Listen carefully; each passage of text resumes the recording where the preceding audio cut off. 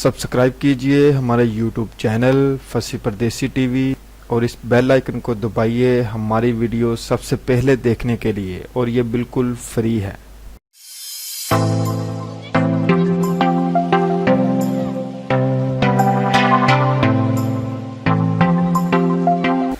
अस्सलामुअलैकुम दोस्तों, मैं हूं फैसल परदेसी और आप देख रहे हैं फसी परदेसी YouTube चैनल।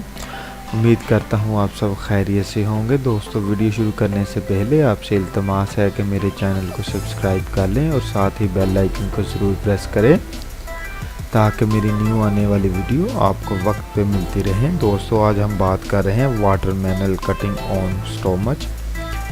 तरबूज को पेट के ऊपर रख के किस तरह काटा गया। दोस्तों, ये बुज़ुर्ग तो सारा दिन चारपाई नहीं छोड़ते, लेकिन इस बुज़ुर्ग का जुनून देखें और इसके काम चेक करें कि किस तरह इसने 1 मिनट में 27 वाटरमेलन अपने पेट के ऊपर रख के एक बड़ी तलवार के साथ काट दिए।